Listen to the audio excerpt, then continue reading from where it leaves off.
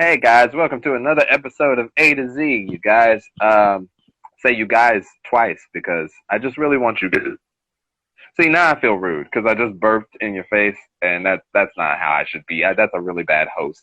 But speaking of host, welcome. My name is Zero Rinson. I'll be your resident Yang, and my guy to your right bottom is my guy, Aaron Chase. He'll be your resident Yin. Usually they do those in the other order, yin and yang, but I like to start with myself because I'm selfish. So today, I should probably explain what we are. I Yang is the positive, optimist, rainbow colored I thought it was glasses. These, reversed. no, Yang is me. Huh. Yin is you. The Huh. way my brain remembers it is yin is sin and sin is bad. Jesus. All right. Yeah, but that's pretty much it. Is like we have similar mindsets, but from vastly different sides. Well, actually, our mindsets are different. Essentially, I come from the world of super positive, and Aaron comes from the world of pretty pessimistic and realistic. And so, because of our life experiences, but our core seems to be very, very similar. Like whatever we are deep, deep underneath what the world did to us is very much the same. If it wasn't for the fact that I'm in a 5'8" body that looks like this, and he's in a six, what are you, 6'1", Two. 6'2" body that looks like that, then we'd probably be very much the same if our experiences weren't what they were. But today we're talking about something else. Really don't know what this episode is coming directly off the last episode that got kind of heavy there for a second. But it is what it is. That's the beauty of this podcast. It's whatever is coming to mind at the time. I have a question, Zero. Okay, Why don't you just join the buddy system? because it's okay. The he got me trapped in the corner. This is why he got me on the second episode. He's trying to pressure me in front of people. No, essentially it's the same reason that like I also that whole talk that I had. If you saw last episode, my whole thing about like the labels and stuff, and not that I think you guys are trying to control or do anything. I know you guys are very free and like let you do whatever creative things you guys want to do. I just I have what I want to do, and I'd rather do it alone and then pull everybody up who've helped me along the way than be like a part of it. I'm not a collective type person. And the same, you know how like you started and like we're come up together as a group and that'll help everybody. But like that didn't really go. And so you were like, you know what, I'm going to do my own thing. I do my own thing and like I help others. Like I'm again more than happy to be a part of anything or like help when you need it and like tag in. But like for me, it's like my visions are my vision, and like I let in input when I really really like it. But like in general, I have a lot of ideas, and then sometimes those ideas are very like one track focused. Like you know how when we were working on the EP, like when I'm working on music, I'm focused on music. When I'm working on comedy, I'm focused on comedy. When I'm working on editing, I'm focused on editing. And like I feel like that would slow down other people. A lot of it is like my to them and them to me. I don't want to hold people back, but I also don't want to be held back. When I check clarify, because I think maybe we'll see what happens here. Maybe a business transaction might happen, All but right. I like money. but I don't think the buddy system's gonna be the same thing anymore. It's not. Hmm. We're all fucking coming. It's like you as an individual are under the umbrella. Do whatever the fuck you want. I don't care. And but it's like Wu-Tang Clan. Wu-Tang Clan is Wu-Tang Clan, but Method Man makes his own albums and Ghostface Killer Right. makes his own shit. Like that's the logic I'm working under now, rather than Brockhampton, where we're Yeah. all like I don't give a fuck what other people are doing. Whatever, do your own thing, but it's under the umbrella of this gang. That's all, and it brings everyone's eyes come to everybody else. You know what I mean? Right. And it's a very selfish thing of me, but like, and I do want to help. And absolutely, if I have my way and I get on, there's no way that I wouldn't reach the hand out to you guys after everything you've done for me and had me on. But it's also that thing of like, I'm not into group projects. I'm not into like being under a thing. Like I like being my own thing, and then like Like you know how Kevin pretty much interacts with all of his socials and any company he does, where it's like it's Kevin Hart, it's the Heartbeat Productions along with this thing, Right, so it right. can its own thing. That's pretty much how I function. Is like absolutely, I'm down to be a partner, but like being under the umbrella of something is like it starts to get very like I, I I don't want to. I understand, and I will cry as soon as this podcast ends. You'll be fine. Yeah. You got your own thing that's doing so much better. like it, like by the time I'm, and that's the thing. I very much recognize that in being this way, that I am holding myself back. It's something I've gone with my family and other friends. It's just like I've literally my whole life, and I don't know where it comes from. I could do some self searching and figure that out. But like, there's something about getting help that has always bothered me. Not when other people need it. Like I don't care what other people do, but personally, I don't. This has come up with a friend of mine. I don't like being a bother in that way. And I know everybody has always ever told me I'm not a bother, and I know that deep in my soul, but there's a part of me that's like I know that in helping me there is something you're doing. You could have given that spot to somebody else, you could have done this or done that, and I'm very much like cream rises. If I'm good enough on my merits, not on the fact that we're cool. If I'm good enough, then I will make it, not because my family had connections, but because I pulled myself up by my bootstraps. Does that make the journey way harder than it has to be? Absolutely. Am I using square rocks for the wheels on my cart when everybody else has a car that they're using? For sure. It took me forever to let myself start using ads, like actually being like, you know what? I'm going to go ahead and pay for the break in to like people's feeds. But like now that it has, it's been coming up slowly but surely. It's why Wait. What the fuck did you do? You did what? What should I do? Because I'm going to copy that. That sounds important. What is that? It's marketing. So yeah, the short and sweet of it is, you can pay Google, like Google Ads. You can pay Google to make your ads. Like you know how you watch a YouTube video and every couple of seconds there's like an ad. Yeah. Like you can pay them to make that you Huh. in your. You can make it in your area. You can make it across America. You can do it across the globe. Now, to be fair, I'm trying to remember you can set it to be whatever you want, but I think the pay is like 5 cents per view. Like every time somebody, but like they only count it as a view if they've watched 30 seconds of your video. So like they have to get to 30 seconds before they go, that person watched your video, you owe us 5 cents. So it's like it is definitely a cost thing. Like for I'll give you a generalization from a video that I've been pushing. Right now I've been pushing Husbando, the music video that I put out.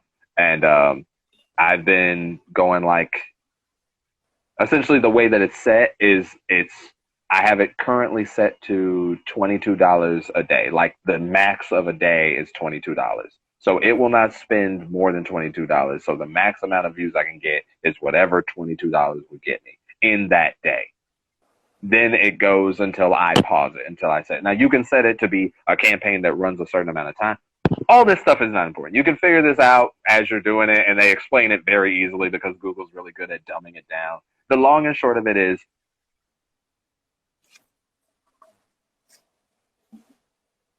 No, you're frozen. Yep.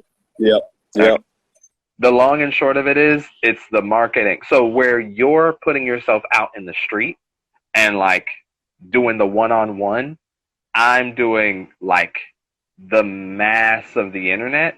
But what most people will skip me, but the few people that have decided to watch me now have that, and it happens pretty constantly. And it's just another form of marketing. It's like how you would make a poster for a show coming up. It's letting people know that that thing is coming up, and it's that's the thing. It's crazy, surprisingly cheap. Now that does stack up over time. Like you're gonna look back and be like, "Whoa, I spent that much money on ads," but like what it's giving you is worth what you're paying. Is something I had to come to the conclusion of. Now, I do understand on some level there's the artist in me at least that had a problem that was like, if I'm good, then cream rises. I don't need to do that because like everybody I've seen on YouTube who's popped off or anybody who's popped off anywhere, they've popped off because of word of mouth. If they like it, then they'll tell their friends, friends tell friends, and then they just subscribe and follow from that chain of events. Like that's how you get people. But You know I what? forgot. Go ahead. You know what I'm shocked by? What? I haven't gone viral in any way. Yeah. Yeah, that I'm- is weird for like That's shocking. It's well, here's the thing. You have, and this is just my idea, like why it hasn't. It's because you're not shareable as far as like as more than the one-on-one. So like when people come to watch your thing, they'll record you and they'll put your at and they'll be like, support this comedian. But that's only as far as it'll go for them because the video that they're showing usually is like you kind of moved and or like haha. It's like nothing like anybody from an outside person. Like imagine you saw a video of some guy and it was like this stand-up comedian is here. Like hey, you should support this guy, but like you don't see anything, like you don't get any evidence of what I'm supporting. That makes It's like- sense.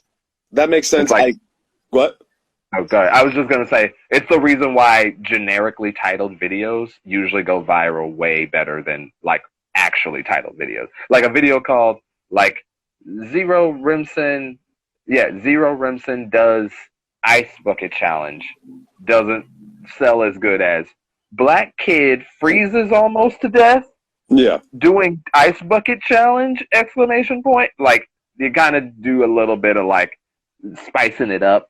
Something about making it generic makes it more shareable. But go ahead, sorry. What I'm surprised by, and I know what you're saying there, that makes a lot of sense. What I'm surprised by is I've been doing it consistently for about a year, I think was what we said in the last episode.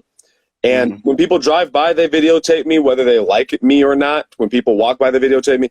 And it's just such a strange thing that I'm doing Yeah. that I'm surprised that more people aren't like, oh, this is interesting. I'm just surprised by that, but it's fine. I'll keep doing me. It's just Yeah, interesting. it's because you're not.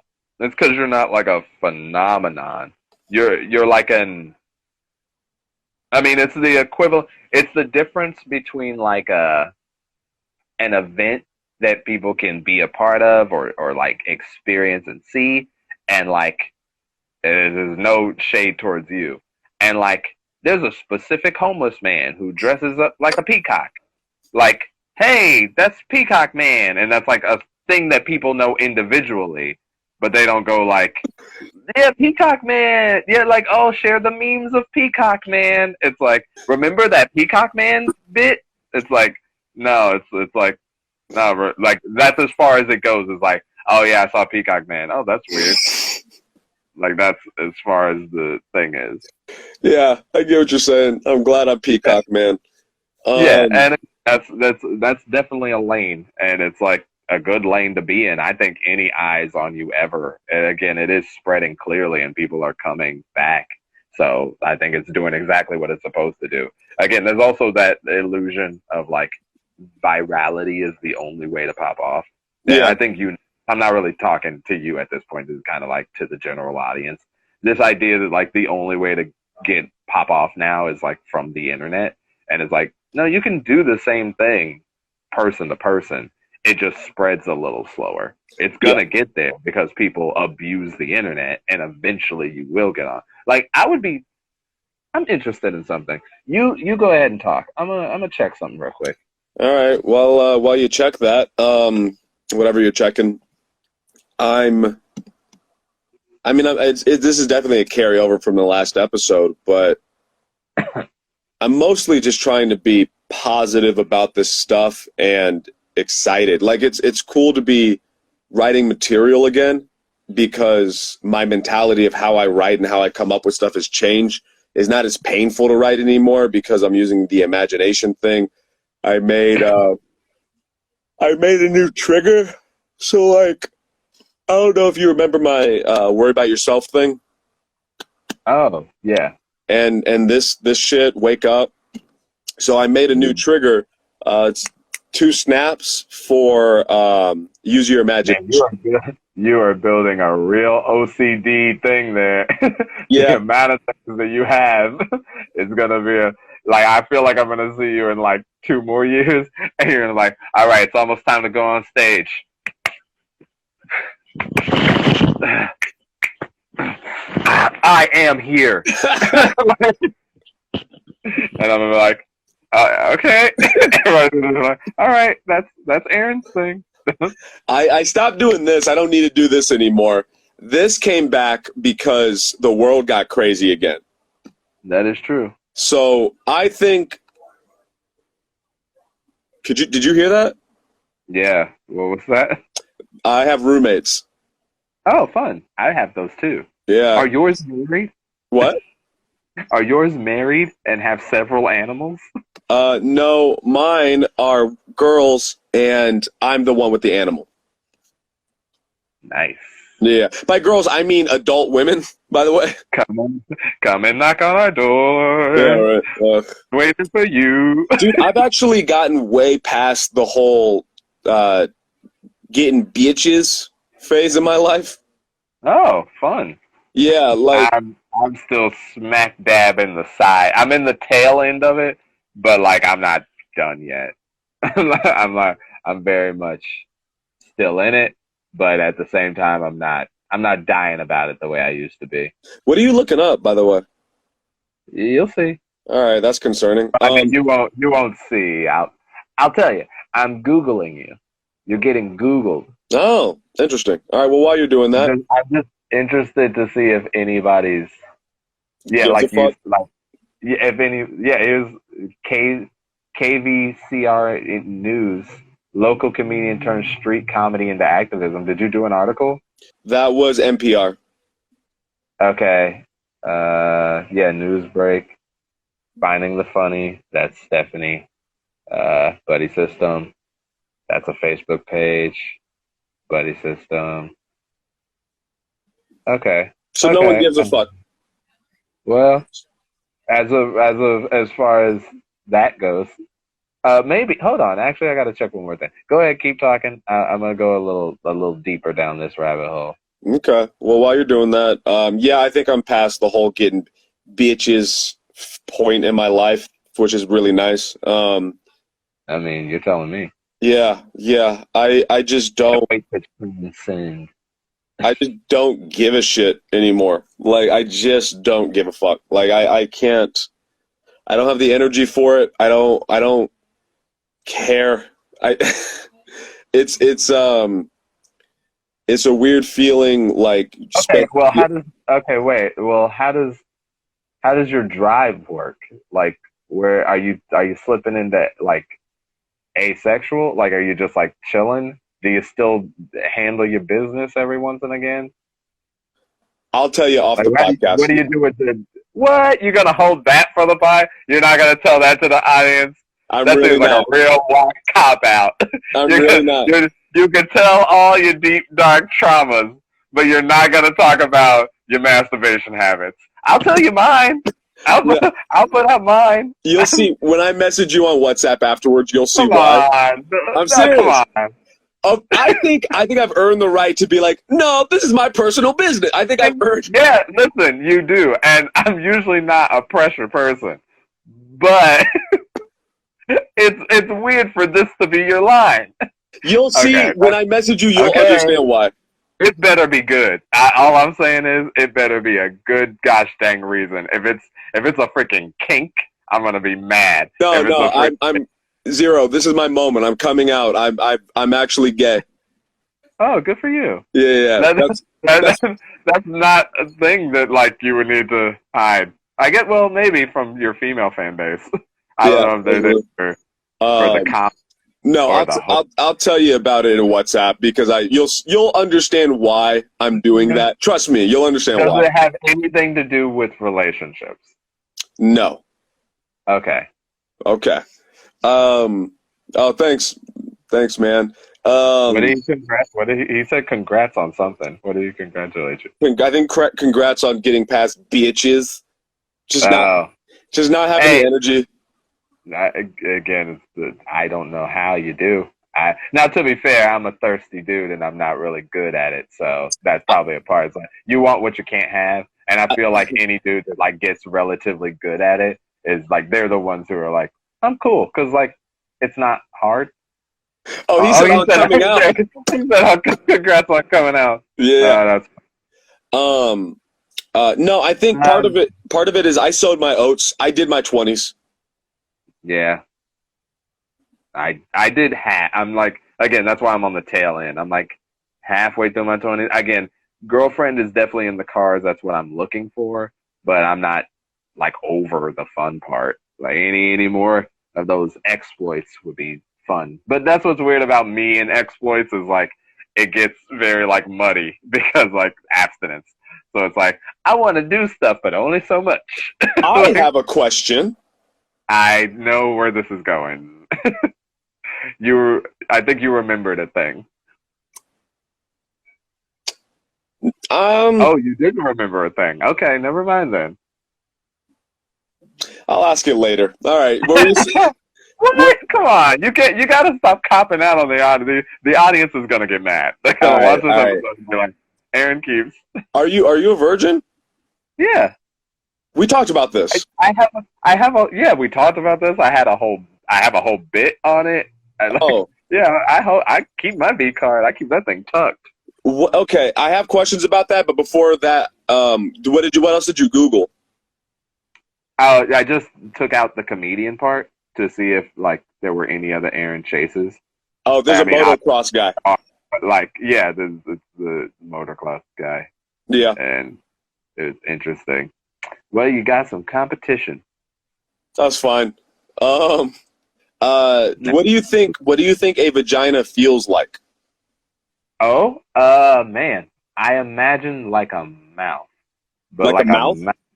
Yeah, like a mouth without a tongue. Like if you had a mouth with no teeth, but like you took the walls of a mouth and you like put like so not like the lips, like the inside of your mouth. If you took like all of the inside of your mouth and you like made it like this. This is some serial killer shit, is what you're describing. Just hacking up women's faces. Well, listen, I don't think there is a proper way to describe it as a virgin without it sounding absolutely scary. Like, I imagine it feels like rainbows and kittens on you. Like I imagine that it's like I imagine from what everybody said that it's like a combination of soft and wet and like squishy, for lack of a better term. Yeah, that's a good way to describe it. It's funny, like in the headspace that I'm at now, the way you described it is exactly how I feel about it, which is like, oh, that's fine. And then I go do other shit. I thought you were about to say, oh, that's gross. I'm good. Yeah, well, it's that's fun. That's so interesting. So, are you waiting to be married? Yeah, buddy. Okay. This will be fun. You know how I think your bullshit positivity has rubbed off enough on me. Yeah. Haha, how did you? You know what's crazy? I still have not listened to that song as a whole. Have you seen the music video?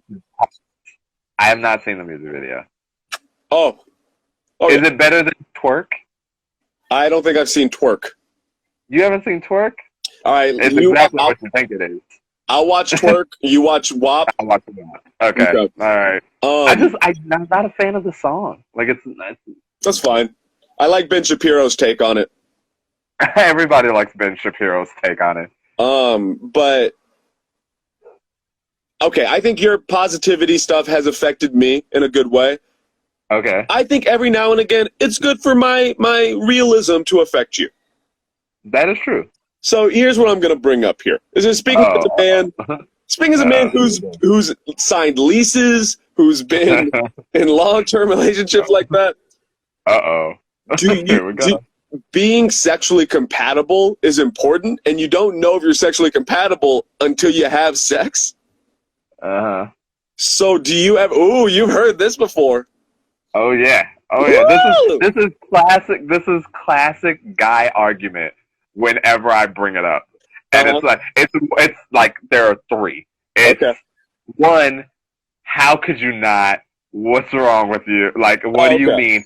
You need to. Like, just as a person, you have that urge for a reason, and you have to, not even indulge. Like, to them, it's like, I have to because I have the feeling, and the only way to get the feeling out is to do the thing, so I do the thing.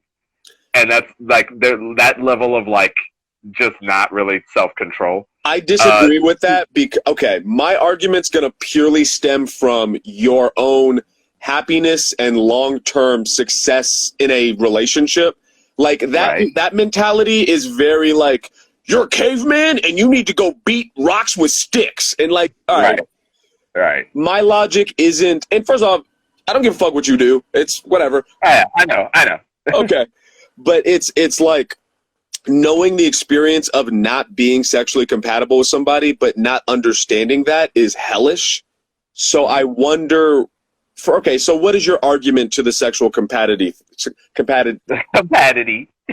I love a good I'm so compatible with my girlfriend. Yeah. but yeah, my main argument is just I get it. Like it's I don't think you have to have in full-on sex to understand chemistry. I think when you're doing stuff and you're hooking up in a certain capacity, there is and that's why I needed to go sow my oats. That's why I needed to go through the couple. I think it's very important that everybody have a period of their life where they kind of get around and realize like what they do and don't like.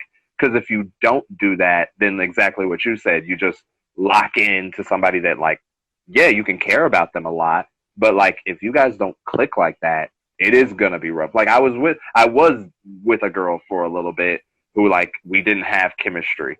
Like we did stuff. It was fun, but it definitely wasn't that like that. And it like was a mutual. It's like one of many reasons besides just our personalities aren't like that. But like in general, I understand it, and I don't disagree with the part that's like, yes, you should know you have chemistry or not physically. I don't think you have to do full intercourse to know if you have chemistry or not.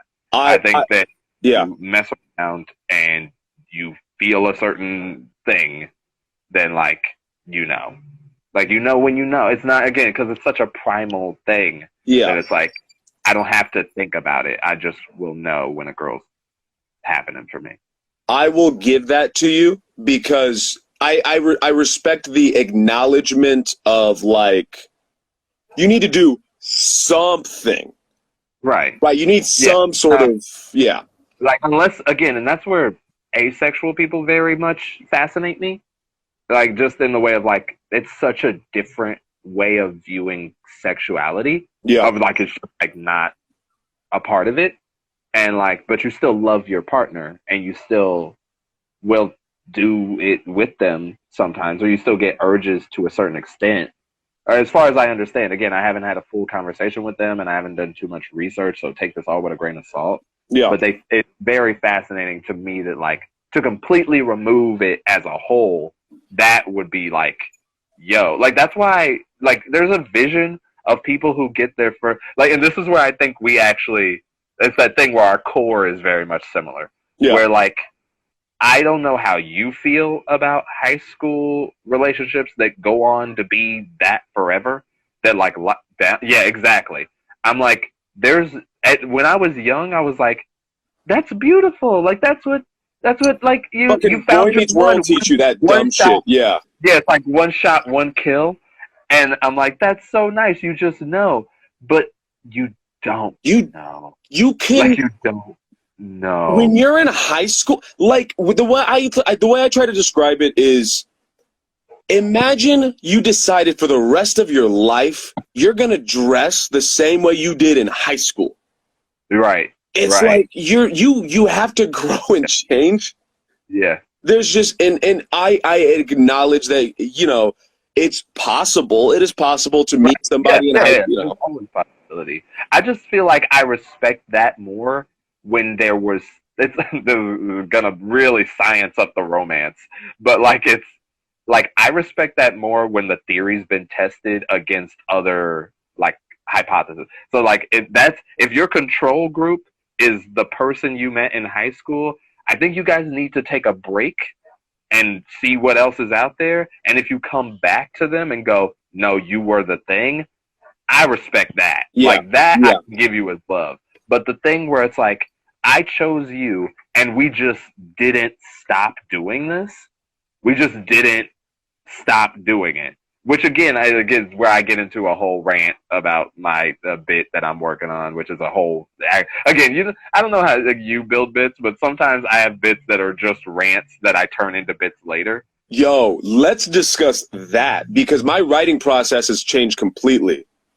Okay, so essentially, there are 2 or 3 ways that jokes happen about me. And I know I went over the brief overview on the Buddy System podcast that you and George did, like my writing process. But like how the jokes come to me is like one of 3 ways. One, life experience, something happens to me. It's just the story, and I'm just retelling you the story with little added things to help you be in my brain during the story and see why it's funny. 2, silly, funny thing that I thought of. I saw a thing. Here's a funny take on that thing. That's what it is. It's nothing deeper than that. I just thought it was funny to think of this like this. I don't have anything I need to say or do or any of that stuff. Then there's things where I have a point to make. And those are my hardest bits to make, but they are ones that mean the most to me, and that when I finish making them funny, I'm the most proud of. Because they start off as just rants. And I make this joke with my friend. I have friends, Dro, and this girl who was the girl that I was dating at one point. She's one of my best friends now. We talk, and I'll talk to them about like the bits. And sometimes I'm doing the bit, and the joke that I have with her is like, I'll make it funny later. Like it's just a rant. Like I'm like, hey, like I'll get through the bit, and I'm like, and that's the joke. I'll make it funny later, because like it's just me saying my thoughts of like, this is why this is stupid and I don't like this, and what do you mean this? And so to loop that back into what we're saying, one of those bits that I'm currently working on is this idea that like you that a lot of people are misusing the term love. To me, what I consider love is not what most people are doing. What most people are doing is like, I found somebody who will put up with me, and I will lock into that forever because it's hard and scary to be alone. I get really sad when I'm alone. I don't have peace in myself. I'm scared. And honestly, I like really, really, really don't know who I am. Have my self-worth drops. Everything about me is based in having that part of me handled. So if I don't handle it, that's concerning. Like I could go down, like it's going to be depressed. I'm going to get depressed. So I have a person to fill that part of me so I don't have to worry about it. I don't have to do any deep searching because this person likes me. They're putting up with me, so I don't have to figure out what's wrong with me because they've accepted me for what this is. And then it's just like, literally, to me, from what I've seen in my 27 years of experience, and to be fair, this isn't a catch-all. There are several people that break up for actual reasons, but most of the time, people break up for one reason. Aaron, what is the one reason that most people break up? Money. Oh, no. What's the one reason, Zero? The one reason that people break up is because somebody cheated on somebody else. Yeah. That is, and even that sometimes is not enough. Like, it's insane to me how many people are like, Oh, zero? I just want Before you somebody. keep going, I can already tell you're going to go. That's what I would say. Have said money. Hey, oh, it's good to. Hey, I would have said money. I saw that you sent me a message by the. Well, I'll message you after I'm done with the podcast. Before you keep going, because you're going down this caravan of thought. Good, I say good. Cut me off right there, because I'll go in, because that's bread and butter. Like yours is like kind of dealing with the race stuff. Mine is relationship, people dynamics. Freaking. Ooh. But the writing process my writing process used to be a thought or a belief or opinion or whatever, and then how do I describe that thought or belief or opinion using the format of setups and punchlines in the format that I've shown you and everybody else in the IE community many times. And I was looking at it. Do you know how you did the pickup artistry bullshit? You know how the iMovie work? Yes. Okay, so I was doing auditory. I was doing I was doing side when I came to writing, and now because of what KJ said of imagination and all of this riffing I've been doing, now my process is a belief or whatever my feelings are, and then I do visual or I do kinesthetic or emotional, and I think about I just describe what I visualize. And because I've created this foundation of like how a setup and punchline works, I know that in my core now. I can play with that visually and with my imagination. And I've been slowly writing bits through doing that, or just jokes doing that. So it's grown, and it's way more fun to write that way. Yeah. Yeah, I would say, again, when you mentioned the imagination part, that made a lot of sense. Yeah. When it came, like, seeing your comedy style, what it used to be, and like what I was describing of like your old stuff, where it's like I could see the logic happening. Yeah. And it's like, and it's the antithesis of like, the weird part about comedy is that it is a fusion of the two. It is logic meets illogic. It is a like fun meets science, because you're kind of faking the funk. You're putting on a show of like, I didn't prepare this fun, and it's naturally fun. This is naturally fun and funny, and that's just what it is, even though you meticulously plan and you say the words the way you're supposed to say the words in the order you say them. But you've tested that theory against multiple audiences. But like, it is that's like finding the dumb in it, the turning off of your brain within the turning on of your brain. Yeah. And so like that's why my stuff, and that's something I need to work on, and I talked about this on you guys' thing too, is like being able to flip that switch. It doesn't happen when I want it to. It just happens on its own. Right. Like when in a mode, when it hits me in like constant waves, and I'm in a funny place. And then I'm like, oh, I could write forever. But like when it's off, I just gotta let it sit. I can't jumpstart. That's what street stand-up has helped me so much with, deciding I'm going to be funny. Deciding it. I remember, I don't know if I told you about this. I did an open mic in LA. I carpooled with KJ and Jonathan. And this was a while, I can't remember how, this was a while ago. And we were driving on the way back, and I can't remember how the conversation started, but we were listening to KJ talk, and it was trippy, man. He fucking just flipped a switch and decided to be funny. And then he turned it off.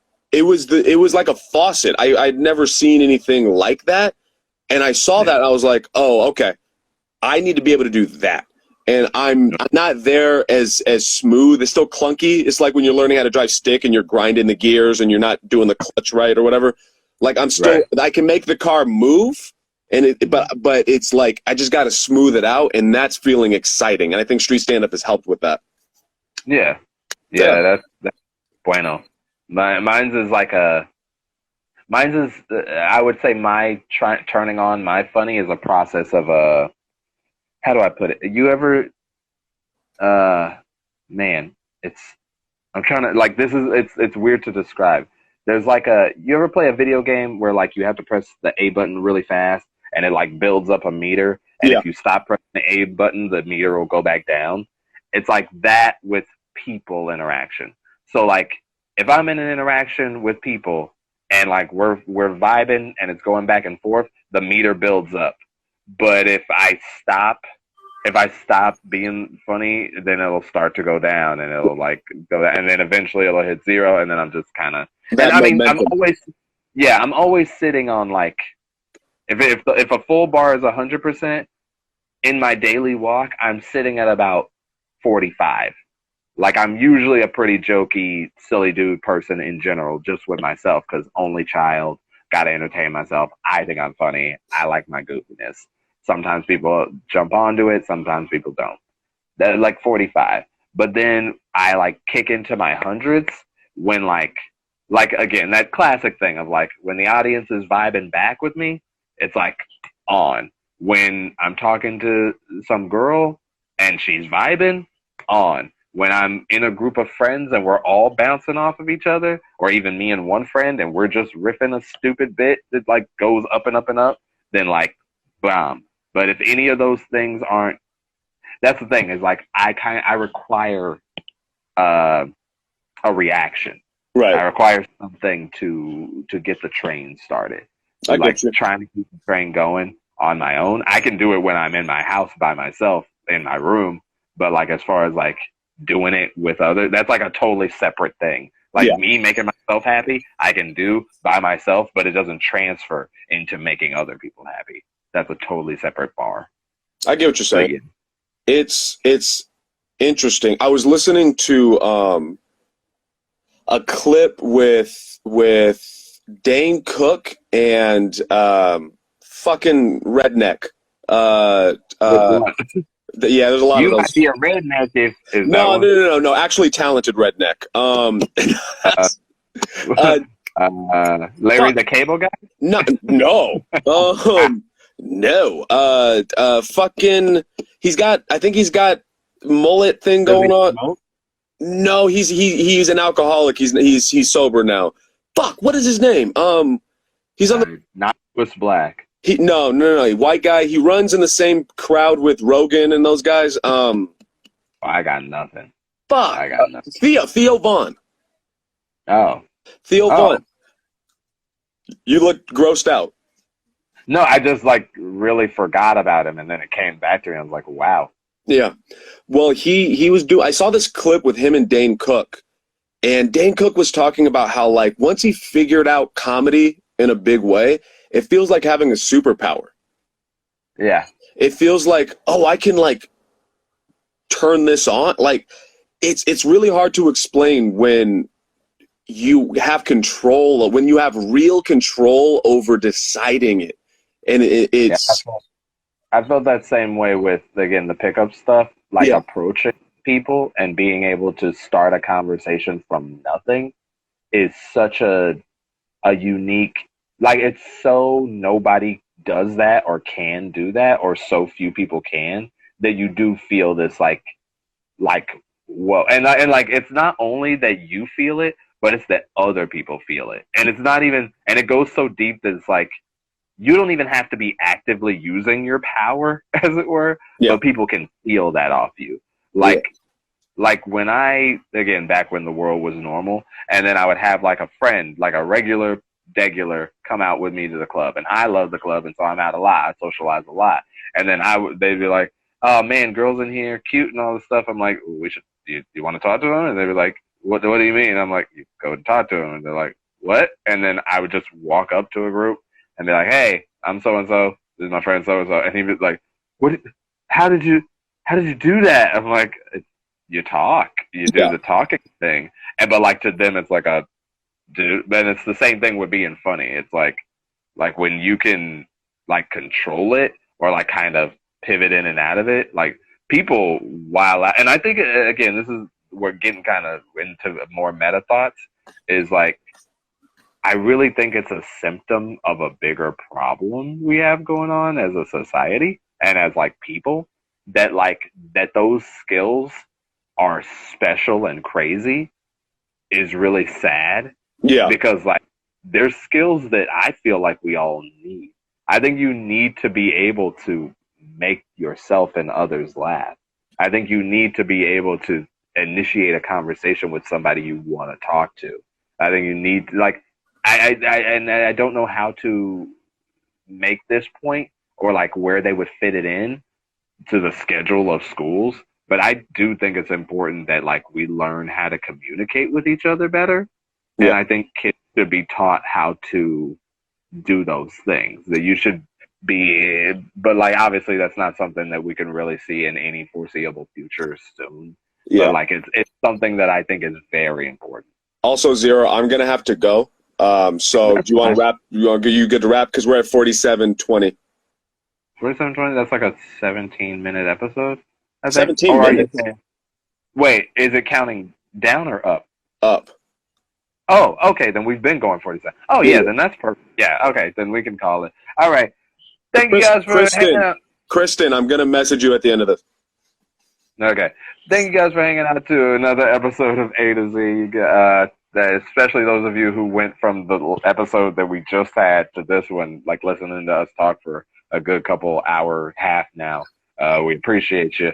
I've been Zero Rimson. You can find me at @0_KR anime on Instagram. That's Aaron Chase. You can find them at Aaron Chase91 on Instagram. You can also listen to the ACMM podcast on the Buddy System Comedy page on YouTube. That's also where this podcast is, the A to Z podcast. You can watch all of our past episodes on there. We upload weekly. You can find me and my stuff by searching Zero Rimson on Google. I'm one of the only ones. You can find Aaron exactly the way that I've said before. And that's all of the plugs that I can think of. So thank you for watching us, and laters. Say,